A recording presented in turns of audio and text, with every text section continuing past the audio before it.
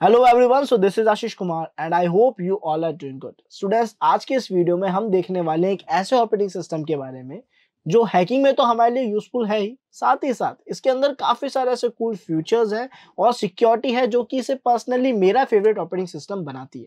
ये कौन सा टाइप है ऑपरेटिंग सिस्टम का? सो ये है लिनक्स। आज हम देखने वाले हैं लिनक्स के बारे में काफी सारी चीजें। क्या क्या देखेंगे हम? तो सबसे पहले हम समझेंगे लिनक्स क्या है, देन हम देखेंगे उसके कुछ कूल फीचर्स यानी कुछ ऐसी खास चीजें जो उसे बाकी ऑपरेटिंग सिस्टम से डिफरेंट बनाती है और अच्छा बनाती है। उसके बाद हम देखेंगे basic file system of Linux. इसका मतलब ये है कि लिनक्स अपने जो फाइल फोल्डर्स हैं वो क्या क्या रखता है, किस फोल्डर में किस तरीके का डेटा जाता है, यानी किस डायरेक्टरी में किस तरीके का डेटा स्टोर होता है। अगर आप में से कोई भी ethical hacking, penetration testing and bug bounty hunting जैसे एडवांस कोर्सेज में एनरोल होना चाहता है, ट्रेनर से लाइव जूम क्लासेस के जरिए डायरेक्ट इंटरेक्शन करा के अपनी एरर्स को, अपने प्रॉब्लम्स को रिजॉल्व करना चाहते हैं, तो नीचे डिस्क्रिप्शन में आप सभी को फॉर्म लिंक मिलेगा जिसे आप फिल करके आज ही इनरोल कर सकते हो अपने फेवरेट कोर्स में। बिना देरी करते हुए चलते हैं पहले पॉइंटर की तरफ जो कहता है व्हाट इज लिनक्स, या जो हमें समझाएगा कि लिनक्स असल में क्या है।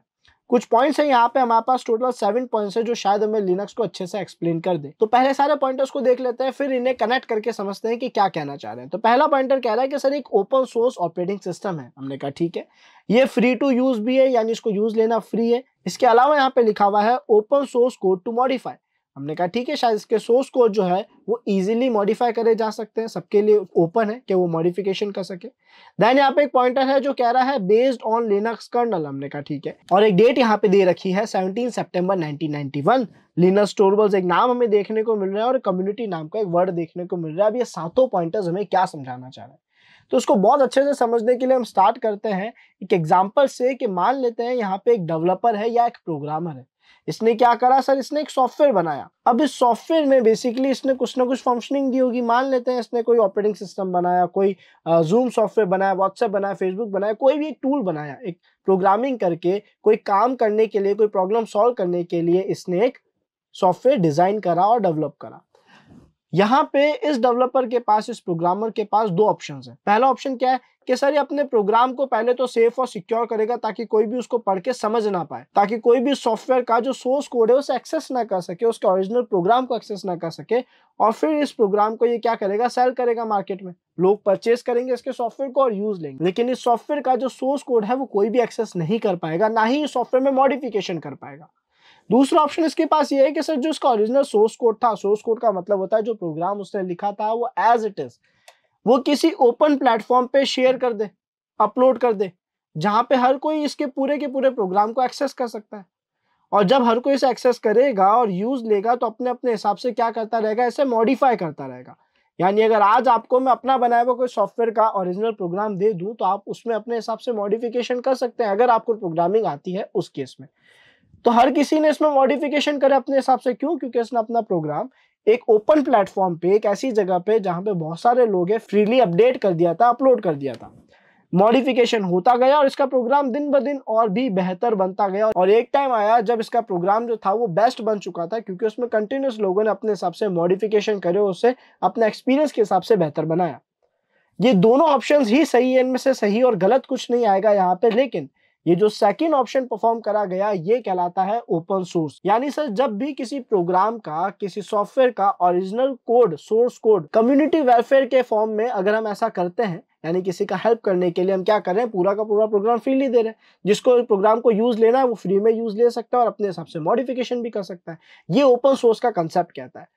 तो ये जितने भी ओपन सोर्स कोड है या पूरे के पूरे फ्रीली अवेलेबल सोर्स कोड है, इनमें लोग मॉडिफिकेशन करते हैं, इन्हें दिन ब दिन बेहतर बनाते रहते हैं और इस वजह से इनके टूल्स, ऑपरेटिंग सिस्टम या कोई भी चीज बेस्ट होती रहती है। तो यहाँ पे भी ये पॉइंटर हमें यही समझा रहा है कि जो लिनक्स है वो एक ओपन सोर्स ऑपरेटिंग सिस्टम है। इसका मतलब इस ऑपरेटिंग सिस्टम का जो सोर्स कोड है वो मार्केट में फ्रीली अवेलेबल है, कोई भी उसमें मॉडिफिकेशन कर सकता है और इसे दिन ब दिन बेहतर बना सकता है। और शायद इसी वजह से आगे चल के हम जो इसके फ्यूचर्स देखेंगे, जो इसके फंक्शनैलिटीज देखेंगे, हमें पता पड़ेगा कि आज ये कितना बेहतर बन चुका है। सेकंड पॉइंटर था ऑब्वियस है कि फ्री टू यूज हो गया, क्योंकि इस कंडीशन के हिसाब से अगर आपके पास किसी भी सॉफ्टवेयर का पूरा प्रोग्राम पड़ा है तो फिर आप उसे परचेज क्यों करेंगे? आप तो प्रोग्राम रन करेंगे और जो टास्क सॉफ्टवेयर करता था वो सारे टास्क होंगे। उसके अलावा यहाँ पे हमें बता रहा है open source code to modify. आप लोग कनेक्ट कर पा रहे होंगे कि सर सोर्स कोड अब हम मॉडिफाई कर पा रहे हैं ओपन सोर्स की वजह से।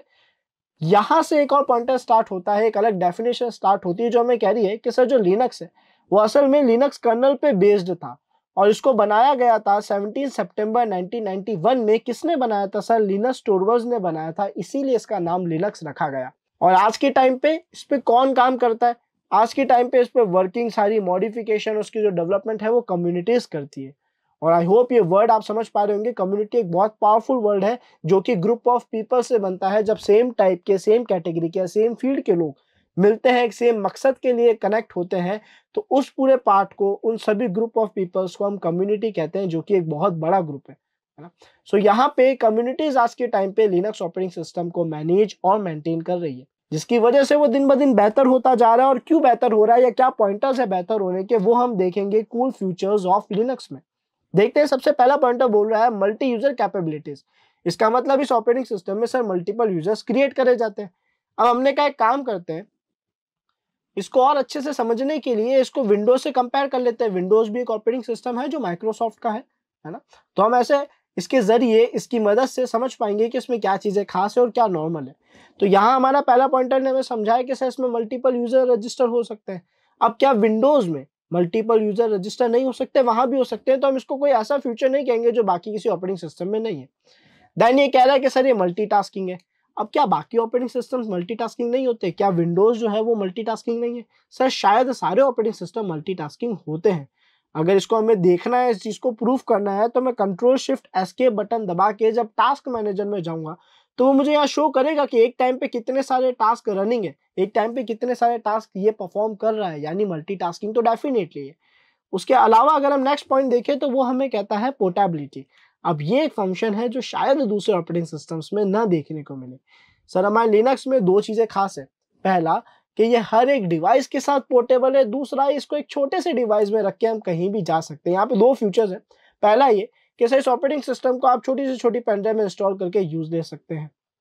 दूसरा फीचर ये है कि सर जब भी आपको किसी भी IoT डिवाइस के साथ, किसी भी डिवाइस के साथ ऑपरेटिंग सिस्टम यूज लेना होता है, चाहे वो CCTV कैमरास के डिवाइस हो, चाहे वो हमारे ATM मशीन हो, चाहे वो ड्रोन्स हो, चाहे वो एंड्रॉइड डिवाइस हो, कुछ भी हो, सर इन डिवाइस में लिनक्स को यूज लेने के लिए कोई मेजर चेंजेस नहीं करने पड़ते। ये हर एक डिवाइस के साथ काफी हद तक कंपैटिबल होता है।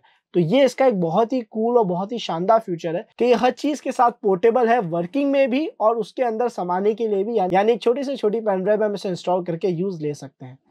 देन इसका एक पॉइंटर आता है सिक्योरिटी। इस पॉइंटर को हम बहुत अच्छे से समझेंगे आगे आने वाले किसी पॉइंटर की मदद से, तो कुछ देर के लिए हम इसको स्किप करते हैं। देन आता है फिफ्थ पॉइंट, जो कि पर्सनली मेरा फेवरेट पॉइंट है, जो कह रहा है लाइव CD या USB। ये समझा रहा है कि सर ये एक ऐसा ऑपरेटिंग सिस्टम है जो आप किसी पेन ड्राइव या किसी CD में बूट करके इसको इजीली कहीं भी यूज ले सकते हो बिना इंस्टॉल करे। यानी अगर मैंने इस ऑपरेटिंग सिस्टम को अपनी एक पेन ड्राइव में इंस्टॉल कर दिया और वो पेन ड्राइव में किसी भी डिवाइस में प्लग करता हूं, तो उस डिवाइस में मुझे ऑपरेटिंग सिस्टम इंस्टॉल करने की जरूरत नहीं है। केवल डिवाइस रिस्टार्ट होगा और उसके बाद में वो सारे अपने ऑपरेशंस को इजीली परफॉर्म कर पाऊंगा। ये एक बहुत खास चीज है। अगर आप देखें, विंडोज भी एक पेन ड्राइव में इंस्टॉल हो जाता है या बूट हो जाता है, लेकिन जब मैं इसे किसी डिवाइस में प्लग करता हूं तो मुझे पूरा इंस्टॉलेशन का जो प्रोसेस है, पार्टीशन सेलेक्ट करना पड़ता है, यूजर क्रिएट करना पड़ता है, वो पूरा प्रोसेस करूंगा तो ही विंडोज ऑपरेटिंग सिस्टम को हम यूज ले पाएंगे, जो नाना करते हुए हमारे 30 to 45 मिनट्स ले लेता है। लेकिन अगर मैं बात करूं लिनक्स की, तो यहाँ पे मैं केवल पेन ड्राइव प्लग करूंगा, सिस्टम को रिस्टार्ट करूंगा और मैं अपने ऑपरेटिंग सिस्टम को डायरेक्टली यूज ले पाऊंगा लाइव, बिना इंस्टॉलेशन प्रोसेस को करे। तो ये मेरे लिए एक बहुत ही काम की चीज है। कई जगहों पे हमारे लिए यूजफुल है, हैकिंग में भी, डेटा रिकवरी में भी और बहुत सारे अलग अलग जगहों पे। सो आई होप ये पार्ट आपको क्लियर हुआ होगा। अब बात करते हैं सिक्स्थ पॉइंट की कि सर अब तक हमने जितने भी फंक्शंस और फीचर्स देखे, हमें ये समझ आया कि लिनक्स हर चीज में आगे और बेहतर हमें दिख रहा है विंडोज के कंपैरिजन में। लेकिन अगर ये इतना बेहतर है तो आज तक माइक्रोसॉफ्ट का विंडोज इतना ज्यादा क्यों चल रहा था, लोग इसे ज्यादा यूज क्यों ले रहे थे, इसके पीछे रीजन क्या है? तो रीजन ये है स्टूडेंट्स कि जब टेक्नोलॉजी स्टार्ट हुई थी, कंप्यूटर्स इंट्रोड्यूस हुए थे या फिर हम लोग कंप्यूटर या इन डिवाइसेस से फैमिलियर हो रहे थे, उस वक्त हमारे पास दोनों ऑपरेटिंग सिस्टम थे, लिनक्स भी था और विंडोज भी था। विंडोज में खास बात ये थी कि सर इसका जो यूजर इंटरफेस है, यानी जब एक यूजर इस ऑपरेटिंग सिस्टम को यूज लेता है, वो बहुत ईजी था। हर कोई बहुत इजीली उससे फैमिलियर हो सकता था, यूजर फ्रेंडली था इसका एनवायरनमेंट। और क्योंकि इसका जो ओवरऑल ग्राफिक्स हमें दिख रहा है वो बहुत इजी टू यूज है, तो लोगों के लिए उस टेक्नोलॉजी को अडॉप्ट करना आसान हो गया। इस वजह से स्टार्टिंग डेज में लोगों ने माइक्रोसॉफ्ट को जल्दी सेलेक्ट करा, यानी विंडोज को जल्दी सेलेक्ट करा बिकॉज इजी टू यूज था। वहीं अगर हम बात करें उस टाइम के लिनक्स की, तो वो ज्यादातर टर्मिनल बेस्ड ही था। तो वहां पे हमें ज्यादातर कमांड्स लिख के अपने सारे टास्क को परफॉर्म करना पड़ता था, एग्जीक्यूशन करना पड़ता था, हर एक काम के लिए कमांड्स लिखने पड़ते थे। और ऑब्वियसली बात है सर, इतना सीखना, एक तो टेक्नोलॉजी भी अडॉप्ट करें और उसी वक्त एक और नई चैलेंज को फेस करना डिफिकल्ट होता था।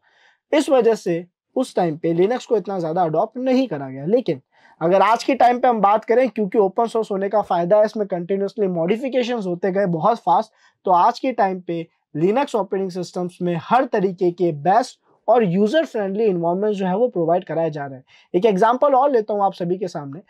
आज के टाइम पे एक ऐसा डिवाइस है या एक ऐसा ऑपरेटिंग सिस्टम है जो आप लोग सबसे ज्यादा यूज लेते हैं, जो कंप्लीटली लिनक्स पे बेस्ड है। सबसे ज्यादा यूज होने वाला ऑपरेटिंग सिस्टम कौन सा है? सबसे ज्यादा यूज होता है एंड्रॉइड। और ये जो हमारा एंड्रॉइड है, ये और कुछ नहीं, ये लिनक्स पे बेस्ड ऑपरेटिंग सिस्टम है जिसको गूगल मेंटेन और मैनेज करता है। तो ये हमारे लिए एक बहुत ही प्लस पॉइंट है कि हमारा लिनक्स का जीओआई बहुत अच्छा हो चुका है। ऐसे बहुत सारे डिस्ट्रीब्यूशन है, चाहे वो फेडोरा हो, चाहे कोई भी डिस्ट्रीब्यूशन हो, गरुड़ा हो, चाहे उबंटू हो, इनका जीओआई बहुत अच्छा हो चुका है। अब ये भी यूजर फ्रेंडली हो चुके हैं। तो नो डाउट लिनक्स की एक जो कमी थी वो भी अब सुधारी जा चुकी है।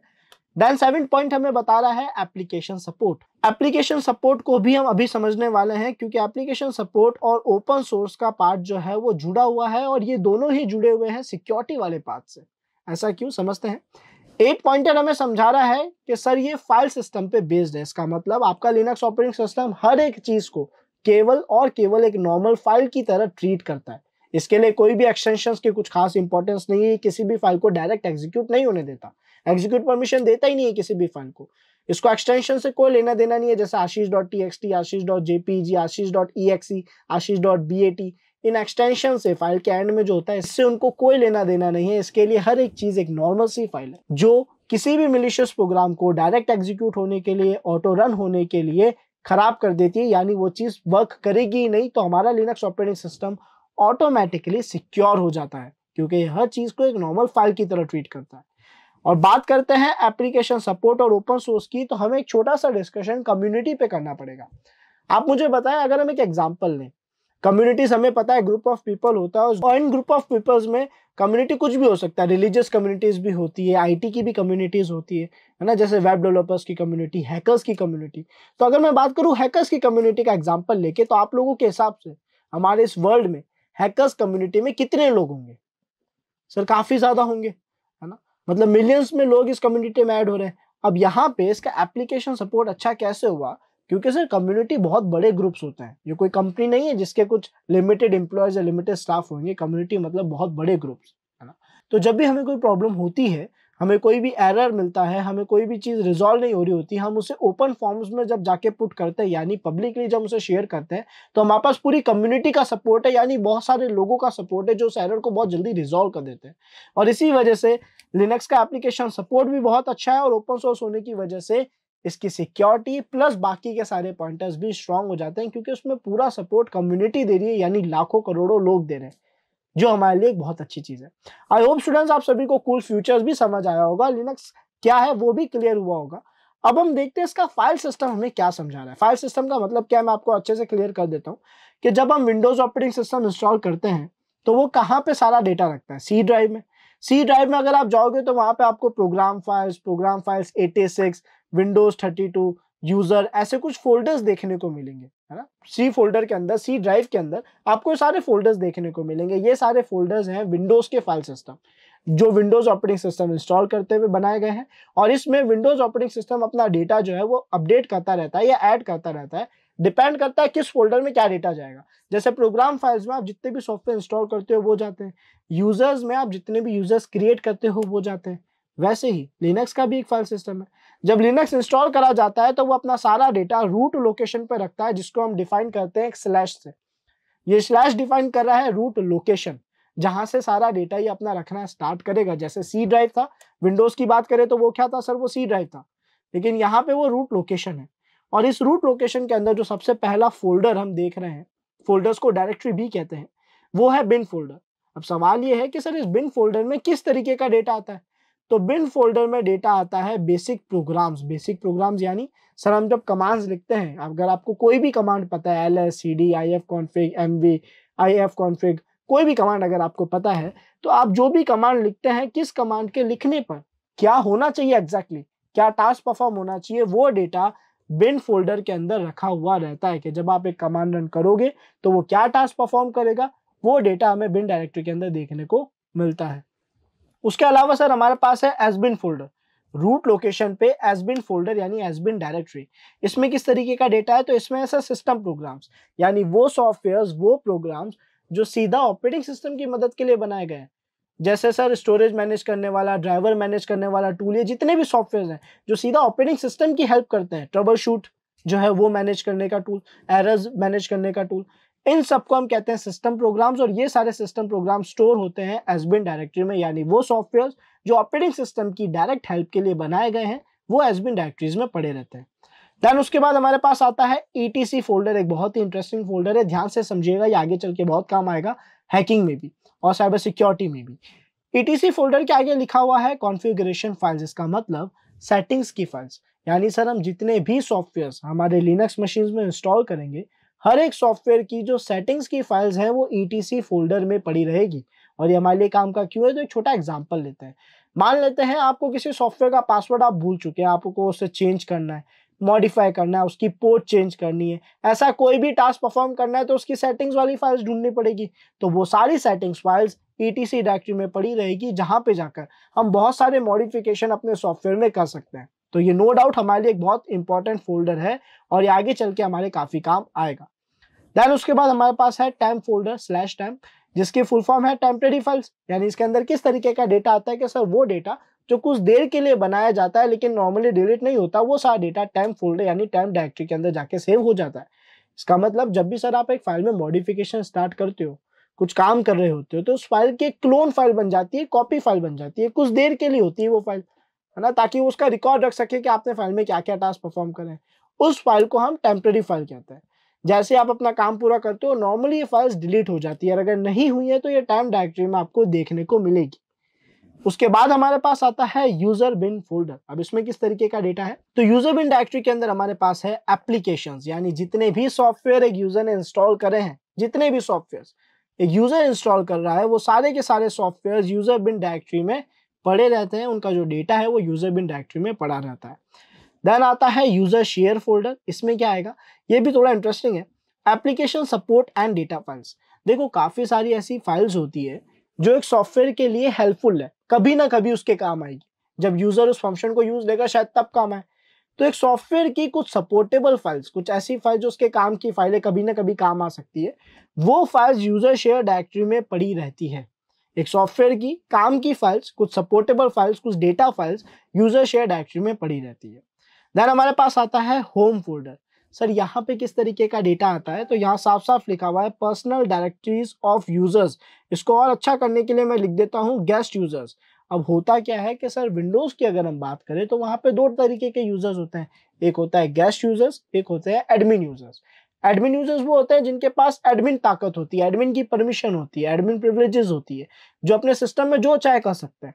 और गेस्ट यूजर्स वो होते हैं जिनके पास कुछ परमिशन होती है, वो बेसिक टास्क ही परफॉर्म कर सकते हैं। वैसा ही लिनक्स में भी है, बस फर्क इतना है कि लिनक्स में जो गेस्ट यूजर्स हैं उनको नॉर्मल यूजर माना जाता है, और जो एडमिन यूजर्स हैं उन्हें रूट यूजर कहा जाता है। बस वर्ड का चेंज है कि एडमिन यूजर्स को रूट यूजर कहा जा रहा है। तो जितने भी गेस्ट यूजर्स हैं सर, जितने भी अपन गेस्ट यूजर्स क्रिएट करते हैं, उनका जो फोल्डर बनता है, उनका जितना भी डेटा स्टोर होता है वो होम फोल्डर के अंदर होता है। मान लेते हैं सर हमने WSCube नाम का यूजर बनाया, WSCubeTech नाम का, तो ये जो यूजर है ये होम फोल्डर के अंदर इसका फोल्डर बनेगा। देन इस फोल्डर के अंदर pictures, desktop, downloads, documents, videos जो आप अपने विंडोज में देखते हो, कुछ वैसे ही फाइल फोल्डर्स आपको यहाँ भी देखने को मिलेगी। क्यों? क्योंकि इस गेस्ट यूजर के सारा डेटा आपको यहाँ मिलेगा। फाइनली हमारे पास आता है रूट फोल्डर। देखो रूट लोकेशन यानी स्लैश था, उसके अंदर एक फोल्डर है रूट नाम का, जिसके अंदर स्टोर होता है एडमिन का सारा डेटा, यानी सिस्टम का जो रूट यूजर है, एडमिन यूजर है, उसका जो भी डेटा है like documents, downloads, desktop, pictures, ये सारा एडमिन यूजर का स्टोर होता है रूट फोल्डर में। सो आई होप स्टूडेंट्स आप सभी को जो हमने लिनक्स बेसिक फाइल सिस्टम या लिनक्स की डेफिनेशन, उसके कूल फीचर्स एंड फंक्शंस को समझा, आप सभी को बहुत अच्छे से क्लियर होगा। मिलते हैं नेक्स्ट वीडियो में जहां पे हम लिनक्स कमांड्स को प्रैक्टिस करेंगे, यहाँ पे कुछ बेसिक्स एंड देन आगे चल के एडवांस कमांड्स को भी हम प्रैक्टिस करेंगे। So thanks for watching this video learner.